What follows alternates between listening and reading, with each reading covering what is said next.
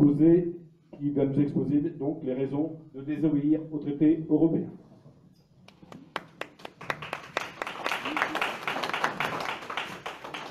Oui, bonjour tout le monde. D'abord, je m'excuse parce que du point de vue articulation, des fois je risque d'avoir des problèmes. Donc, si quelqu'un ne comprend pas une expression, faites-moi répéter, c'est pas grave. Bon, ceci dit, j'ai accepté quand Didier et Jean-Claude m'ont proposé ce débat, j'ai accepté volontiers parce que pour moi, ce débat, c'est la suite logique de ce qu'on avait commencé en 2005. En 2005, on avait un collectif assigné sur la Somme pour le nom de gauche, pour le TCE. Et il a amalgamé des gens d'origine diverse. Et personne ne demandait, quand on venait du comité, si on était de tel ou tel parti ou de telle ou telle organisation rentrée. Sur une base très claire, on était contre le texte qu'on nous proposait à la ratification. Et je pense que c'est ce point-là qui aurait dû nous fédérer, mais qui par contre n'a pas pu nous fédérer. Il s'est trouvé que 2 ans après, en 2007, il y a eu une élection présidentielle et que chacun est parti dans son coin électoral et a perdu et niété ses voix. Ce qui se fait habituellement. On voit la même chose sous nos niveaux en ce moment. Donc il y a eu une déperdition complète des bonnes volontés chaque fois qu'il y a des élections. Et, enfin, des élections pour des candidats, pas pour un référendum. Il n'y aurait pas eu d'autres référendums, je vous rassure, depuis 2005. Mais bien sûr, le référendum permet de fédérer des gens qui autrement seraient dans des lieux différents. Voilà. Donc c'était pour ça que j'ai accepté volontiers. L'autre raison, c'est que je suis un peu dans une situation médicale particulière, donc je fatigue le soir, et l'après-midi, pour moi, c'est plus simple. Voilà, donc on est en pleine forme tous, et on va pouvoir en parler. Bon. Alors mon propos liminaire, c'était pour dire que j'ai entendu, j'ai eu le temps d'écouter la radio, le 11 mars 2019, une émission, La Grande Table, à France Culture, et puis c'était Bernard Guetta qui est invité. Alors Bernard Guetta, il n'était pas encore candidat pour En Marche, par contre, il appelait dans cette émission de ses vœux la candidature de l'oiseau. Il était contre la candidature Buzyn, simplement parce que la vraie européenne, c'était l'oiseau, mais c'était pas Buzyn. Bon, on peut en douter, mais enfin, c'était son avis. Mais ce qui est intéressant, c'est surtout que s'il a dit au moment, il a dit, je n'ai jamais été objectif dans mes chroniques, j'ai toujours donné une opinion, ce qui est vrai. Pendant longtemps, il était à France Inter et il donne une opinion. Mais il passait pour l'objectif lui-même. Donc, le journaliste qui est interrogé à la Grande Table m'a dit, mais quand même, vous n'étiez pas objectif alors pendant toutes ces années. Elle tombait des nues, quoi. Alors lui dit, non, bien sûr, j'ai jamais été objectif. Donc là, il a l'honnêteté de reconnaître qu'il était pas objectif, mais par contre, il a rajouté, j'étais honnête. Donc si vous êtes honnête, vous allez me dire ce que vous voulez. Puisque Bernard Guetta s'est permis l'autorisation de comment Vanny moi-même pouvoir donner notre opinion à l'aune de ce que disait Bernard Guetta. On peut dire ce qu'on veut, à partir du moment de honnête. Je pense que j'ai honnête, je pense que la plupart des gens qui sont dans la salle sont honnêtes, donc il n'y a pas de raison qu'on se prive de notre opinion sur l'Union européenne. Voilà. Donc c'était mon propos introductif pour dire que pendant des années, on nous a raconté des histoires sur l'Union européenne. Et ce qui a provoqué le désamour entre les citoyens européens et l'Union européenne, pas l'Europe, l'Union européenne, c'est que justement, on leur racontait des histoires, parfois certains y ont cru, et que donc ils sont désillusionnés. Et cette désillusion est le fondement de tout ce qui fait aujourd'hui la mésentente entre les citoyens et les institutions européennes. Bon, pour moi, c'est la base. Alors là-dessus, je voudrais, puisque j'ai le droit, Bernard Guetta m'a donné l'autorisation d'étendre mon point de vue, je vais le faire. Bon, pour moi, il y a, enfin, bon, tu compléteras, mais à mon avis, il y a 4 points fondamentaux qui sont l'ambiguïté qui a donné lieu à cette désillusion. Le premier, c'est l'histoire. Bon, vous savez qu'on nous présente toujours l'Union européenne comme la fabrication de la paix. Bon, très bien, très bien, c'est très joli, mais ça ne correspond pas à la réalité.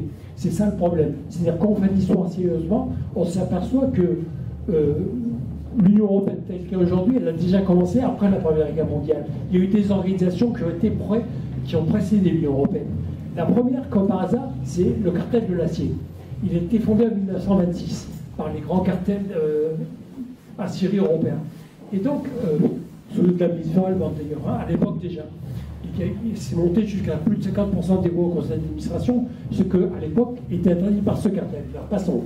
Bon, ça c'est un autre détail, on en débattra sur le rôle de l'Allemagne, par exemple, dans l'Union européenne aujourd'hui ou hier ou demain. Mais ce que je veux dire, c'est que la première action, la première chose que Jean Monnet a fait après la guerre, la CECA, c'était la communauté économique du charbon d'acier. Et bien c'est quoi? C'est le cartel de l'acier revisité. Donc en fait, quand on regarde dans le détail ce qu'ont été les premières institutions européennes, on s'aperçoit qu'elles sont les mêmes qu'avant la guerre, avant le cas, mais remis dans un ordre différent. Je ne dis pas que c'est pareil, le cartel de l'acier, c'est pas la CECA, mais par contre la philosophie est la même. C'est que Jean Monnet connaissait très bien le cartel de l'acier, et donc il a essayé de revisiter à sa sauce une institution qui existait déjà. Et dans les livres scolaires, maintenant, ça apparaît comme une nouveauté. Le cartel de l'acier, je vous rassure, dans le secondaire, ça n'existe pas. Donc les élèves n'ont toujours entendu parler de la CECA, et même vous-même, et le cartel de l'acier, personne. Autre exemple sur l'histoire, la finance, la banque. La banque a toujours, comme la grande entreprise, je vous donnerai un extrait de ce très bon livre d'Éric Vuillard, l'ordre du jour, mais la banque et l'industrie ont toujours été du côté de l'ordre, du pouvoir. Quand le pouvoir changeait, qu'ils devenaient fascistes, ça ne les gênait pas de changer le pouvoir. Bon, il y a de multiples occasions où ils l'ont fait, notamment avec le nazisme. Mais ce que je veux dire, c'est qu'il n'y a pas que les nazis qui ont collaboré avec le milieu économique dominant. Il y a aussi la finance française. Par exemple, je vous cite ce que disait le président directeur général de la Société Générale en 1941. Il disait: on est dans une situation où l'Europe unie, sous l'influence allemande, pourra bénéficier d'une unité monétaire. C'est pas riche. C'est-à-dire qu'en gros, il y a une monnaie imposée par les Allemands et ça veut dire la monnaie européenne. Le traité de Maastricht, quelque chose, sinon ça, une monnaie qui est imposée à tout le monde de manière plus ou moins calée sur l'orthodoxie financière allemande. Bon, donc on a repris les méthodes, on les a démocratisées, entre guillemets, et on les a remis à une sauce plus acceptable pour nous. Donc aujourd'hui, quand on dit cette vision de l'Europe, ce que je dis, je passerai pour un visionniste. C'est-à-dire, on me dirait, tu ne dis pas la vérité sur l'histoire. Et pourtant, c'est une des réalités. Alors, j'ai écouté la grande table il y a 2 jours, il y avait un autre invité plus intéressant qui était Shlomo Sand. Shlomo Sand, c'était l'historien israélien, vous savez, de Tel Aviv, qui a fait un bouquin très important sur le peuple juif n'existe pas. Il a beaucoup travaillé sur le nationalisme. Alors, à un moment, il était avec Raï Shahin, l'ancienne déléguée de la Palestine en France, ils s'entendent bien, et on l'interroge souvent sur la question israélo-palestinienne, sur l'avenir. Alors, il a répondu: mais je ne suis pas un prophète, je ne sais pas ce qui va se passer dans le futur. J'ai déjà du mal à être un prophète du passé, en rigolant, bien sûr. Et il est passé à la fiction, il vient de faire un polar. Il a dit: dans la fiction, on a plus les moyens d'être libre qu'en histoire.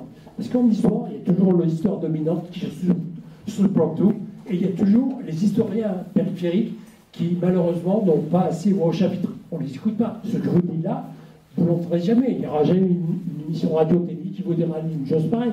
Ça en serait entré. Donc, le problème de l'histoire, c'est que ça apparaît comme quelque chose de sérieux, fondé, etc. Mais c'est une interprétation du passé. Donc, toutes les interprétations du passé sont légitimes. Et donc, c'est pour ça que j'ai pensé à Bernard Guetta, parce qu'il m'a donné l'occasion de donner mon interprétation. Bon, voilà pour l'histoire. Ah oui, si je voulais dire autre chose sur l'histoire. Juste une chose, c'est les fables sur l'Union européenne, elles sont régulièrement revisitées par des philosophes et des historiens qui ont le vent en poupe.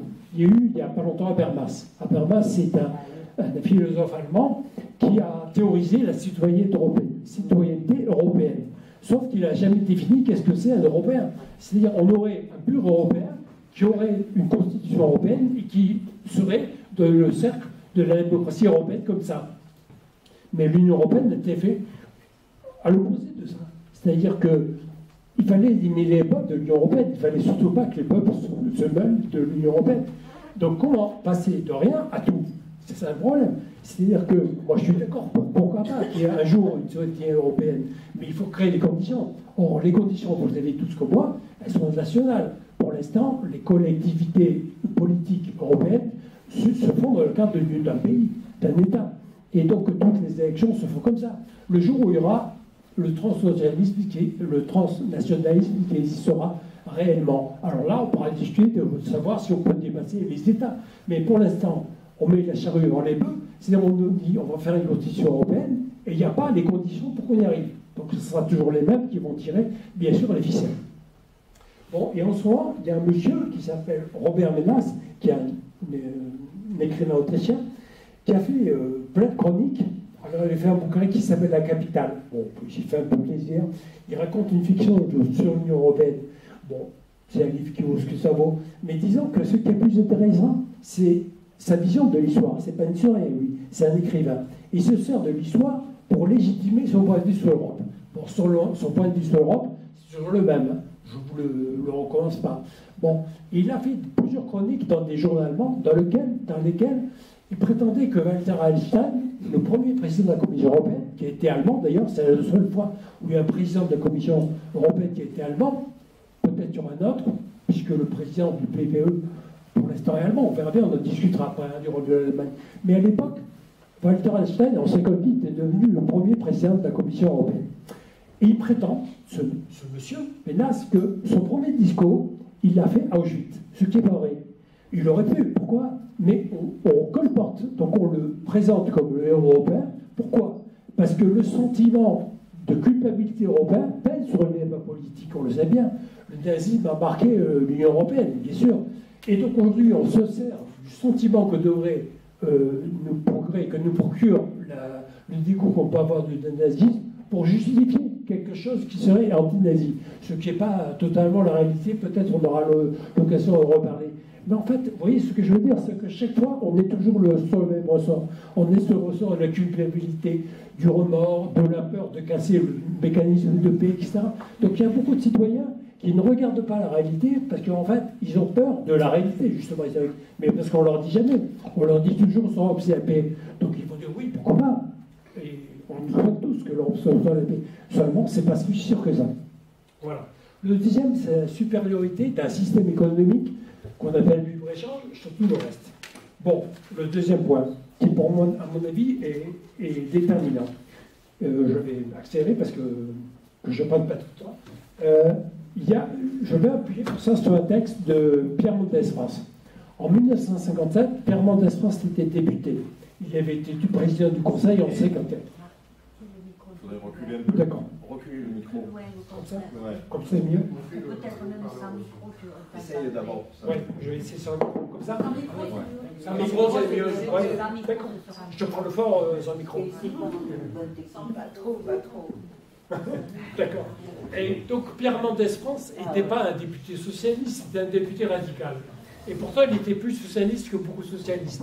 Donc il avait déjà fait capoter la CED, peut-être si vous voulez on en reparlera, et puis arrivé en 1957 la ratification du traité de Rome au Parlement français. Il fallait que le Parlement français ratifie le traité de Rome. Et lui était intervenu, il a voté non. Mais ce qui est intéressant, c'est qu'il a fait un très beau discours, qui n'est pas connu, bien sûr, on se garde d'en faire la publicité, sur pourquoi il fallait refuser le traité de Rome. Et donc, on ne peut pas dire que sur l'échiquier politique, il est extrémiste, hein, Pierre Mendès France. C'était plutôt, on va dire, un centre-gauche. Mais aujourd'hui, ça serait quelqu'un qui serait, on le placerait à l'extrême gauche. Et ce qui est assez marrant sur les étiquettes politiques qu'on peut donner aux gens. Bon, il disait la chose suivante. Toutefois, excusez-moi. Voilà. C'est bien ce qui donne à croire que l'article 48, il parlait de l'article 48 du traité de Rome, projet de discussion, donc voici le texte. Après l'entrée en vigueur du traité, là il cite le texte, les États membres, afin de prévenir l'apparition de nouvelles distorsions de la concurrence, se consulteront mutuellement avant de procéder à l'introduction ou à la modification des dispositions législatives susceptibles d'avoir une incidence sérieuse sur le fonctionnement du marché unique. En gros, ça veut dire du marché commun, pardon. On disait ça à l'époque. C'est pareil. Mais disons qu'on a changé la formule.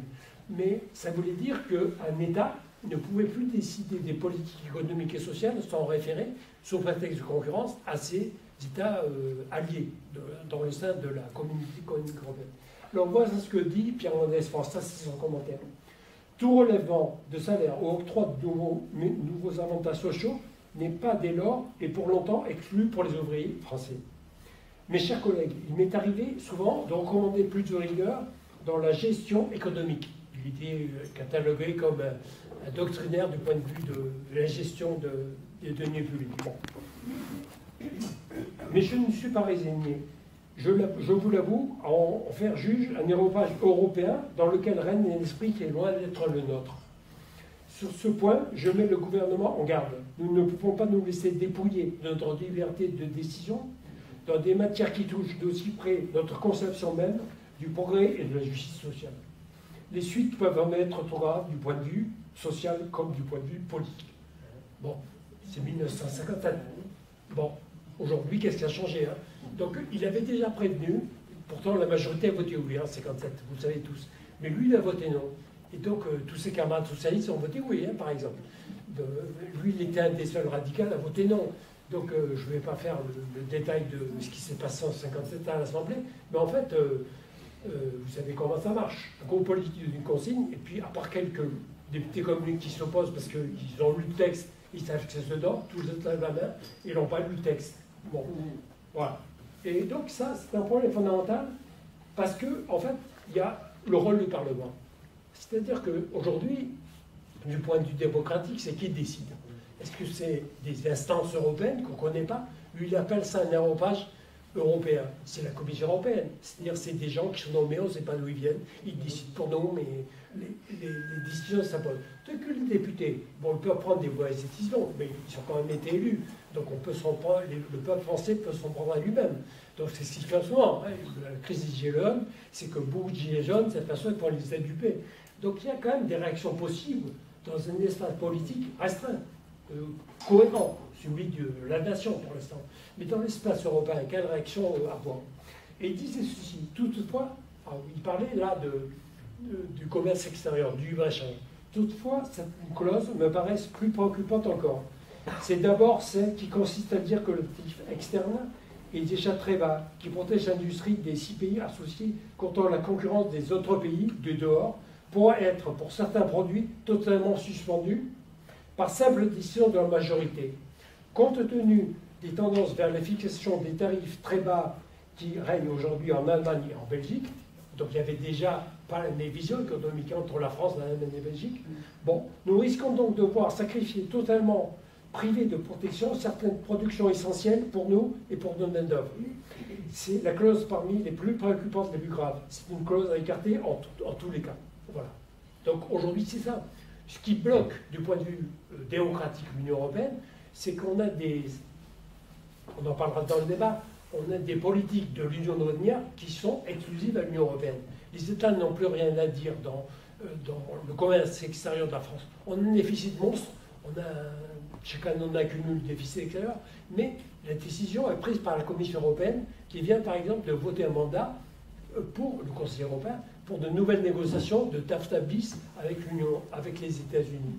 Et qui c'est qui le sait? À part des militants qui sont à l'Alsace, qui sont au courant, mais autrement, le commun des Français ne le sait pas. Et donc après, on a la crise des Gilets jaunes. C'est-à-dire que des tas de choses arrivent et les gens ne comprennent pas d'où ça leur vient. Mais c'est une politique cohérente. Voilà. Donc, je vais passer le texte rapidement, on pourra en reparler plus tard. Voilà. Donc, allons-y. Donc, je vais abréger ma... Voilà. Ah oui, il y avait une chose qui était intéressante, c'est, bon, je vous le dis, c'est Václav Havel, sur l'aspect démocratie. Bon, Václav Havel a été un homme honnête, vous savez, et il était président de la Tchécoslovaquie, puisqu'encore il y avait la Tchécoslovaquie. Président juste après 91, et avant la partition en 93 de la République tchèque et de la Slovaquie. Bon, et voilà ce qu'il écrit. Donc je m'appuie, mon histoire s'appuie sur des documents, c'est pas une invention que je ferai et que je vous raconterai des histoires. Et voilà ce qu'il dit. La lecture des documents de la communauté européenne, de la Commission européenne, pardon, puis de l'Union européenne m'a convaincu qu'il s'agit d'une montagne complexe et incompréhensible de documents écrits dans une métalangue administrative comprise seulement par des professionnels et non par les citoyens. Donc lui, il avait compris, il est de sommet en sommet en tant que chef d'État, mais qui ne comprenait rien à ce qu'on lui racontait. Et que donc, bon, il s'est passé des choses, mais en fait... bon. Donc il a l'honnêteté de reconnaître. C'est un appel à la création d'une simple charte de l'Union européenne ou d'une simple constitution qui donnerait une structure à cette montagne sans la changer. Bref, qui la rendrait compréhensible. Et donc le problème est là. C'est-à-dire que l'Union européenne, elle est non seulement perverse, c'était l'histoire, mais elle est complexe. C'est-à-dire que les gens ne comprennent rien. Regardez, je vous ai fait, par exemple, une photocopie de l'article 294 du traité de fonctionnement de l'Union européenne. Cet article explique la procédure de décision, de codécision entre le Parlement européen et le Conseil européen. Qu'est-ce que vous allez dire ça? C'est-à-dire qu'un citoyen normal, pour décider, on doit comprendre très vite. Il y a un vote qui se fait à l'Assemblée, au Sénat, tout le monde comprend. Mais dans la procédure législative traditionnelle européenne, voilà la longueur d'un seul article qui est déterminant. Donc je ne vais pas détailler, on pourra en reparler tout à l'heure. Mais si vous voulez, il y a une complexité des choses qui est faite consciemment. C'est-à-dire les technocrates font des textes pour eux, ils se font plaisir. C'est-à-dire qu'ils savent qu'ils éliminent plein de gens comme ça. Tous les citoyens de bonne volonté qui veulent comprendre, mais qui se disent « Oh, c'est trop dur, j'y arriverai jamais », etc. Et donc, à force de résignation, on élimine les citoyens. Et on arrive, bien sûr, à la crise des Gilets jaunes.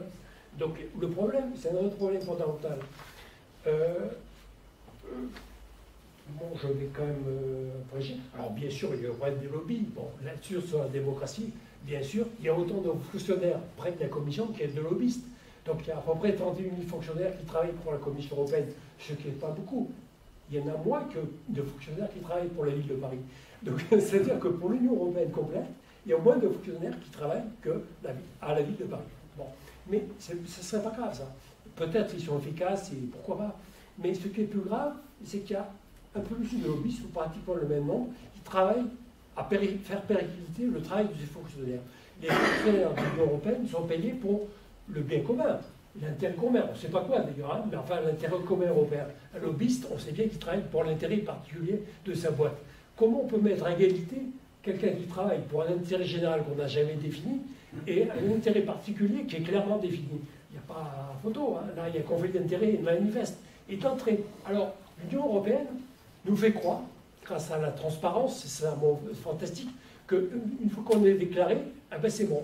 Donc il y a un registre de la transparence des lobbies, vous inscrivez et c'est bon, vous avez le droit de faire tout ce bon magouille. Donc en fait, quand on dit transparence, méfions-nous, parce que c'est bien beau la transparence, mais ça ne fixe pas des règles de fonctionnement. On peut être transparent et continuer à faire ces histoires. Voilà. Et donc, je finis. Dernière chose, oui, il y a le rapport Union européenne-États-Unis. Bon, là, c'est évident que les États-Unis ont dominé de la pied des... enfin, on y reviendra après, le débat sur l'importance, après la Deuxième Guerre mondiale, de l'Union, l'importance des États-Unis dans la construction européenne. C'était une construction atlantiste, américaine. Et Jean Monnet a joué cette courroie entre l'Europe, les États européens, et les États-Unis. De Gaulle l'appelait l'intrigant. Il avait trouvé un joli nom, c'est-à-dire que c'est un type qui a intrigué sans arrêt. Et aujourd'hui, c'est le saint des saints. Jean Monnet, on fait vraiment mieux. Hein. C'est-à-dire que Saint Monnet prie pour nous tous les jours. Hein. Mais quand on regarde réellement ce qu'il a fait, on se dit, oh, ben, c'est peut-être à revisiter. Mais là aussi, si on revisite l'histoire de Jean Monnet, on passe pour un révisionniste. On dit quoi? Vous osez le père fondateur? Bon, donc, il y a quand même des réticences. Bon, j'en viens, je conclue, je vais vite, sur la position de l'attaque. Bon, j'ai pas toujours été d'accord avec les positions d'attaque, j'ai eu des différends avec mes camarades d'association, parce que pendant longtemps, même le mot d'ordre désobéir à l'Europe n'était pas admis par tout le monde. Bon, maintenant, c'est le mot d'ordre d'attaque. Il y a eu un petit livre, Désobéir à l'Europe. Alors, c'est bien parce que... alors, le problème, c'est qu'on désobéit à quoi? Et tout le monde n'est pas d'accord là-dessus. Dans l'attaque, il y a des discussions. On peut, alors, moi, je vais vous dire mes deux visions des choses, mais ça, c'est personnel. Ce n'est pas les positions d'attaque. À mon avis, il y a deux choses qui sont fondamentales. C'est le dogme juridique. Il faut s'attaquer à la priorité du droit européen sur le droit français ou sur les droits nationaux. Hein. En Italie, ce serait pareil. C'est-à-dire que petit à petit, par couche successive, on reparlera du Conseil constitutionnel si vous voulez, on a rendu le droit communautaire premier sur le droit national. Et donc, à partir de là, on fait cette inversion juridique, eh bien, on ne peut plus rien faire. C'est-à-dire que même le Conseil constitutionnel aujourd'hui est obligé de valider toutes les directives. Il n'a pas son mot à dire, d'ailleurs. Hein. Et donc, il y a un processus législatif qui se fait hors du cadre national, qui vient d'en haut, mais on ne sait pas comment. Je l'ai dit dans la première partie. Donc, c'est juridiquement admis. Donc, si on veut désobéir, la première chose, c'est de désobéir au droit européen. La deuxième chose, c'est l'OTAN. L'urgence, dans le monde où on est, c'est sortir de l'OTAN. On vient de fêter 70 ans, ou à Washington, bien sûr, de l'OTAN. Alors, Trump fait le malin. Pendant la campagne électorale, il fait croire, il a dit qu'il sortirait les États-Unis de l'OTAN. Bien sûr, il ne l'a pas fait. Bon, il ne prépare pour grand-chose maintenant. Parce que les généraux américains, rassurez-vous, ne feront jamais sortir les États-Unis de l'OTAN. De toute façon, si les États-Unis sortent de l'OTAN, il n'y a plus d'OTAN. Donc, l'OTAN a été créée pour et par les États-Unis. Donc, dire que les États-Unis sortaient de l'OTAN, ça veut dire dissoudre l'OTAN. Bon, donc, c'est Trump, vous le connaissez tous, hein, il dit un truc un jour, il dit le contraire le lendemain. Mais par contre, il y a une chose qui est sûre, c'est que notre défense européenne n'existe pas. Et que donc, il n'y a pas de politique étrangère et de sécurité commune, malgré tout ce qu'on nous bassine. Tous les matins, à la radio, on entend, ça y est, on lance la défense européenne, la politique étrangère européenne. Mais, peut-être on a le temps de débat, mais il y a des processus constitutionnels qui bloquent la procédure. Donc, même si un gouvernement européen voulait le faire, il ne pourrait pas le faire sans une désobéissance nationale.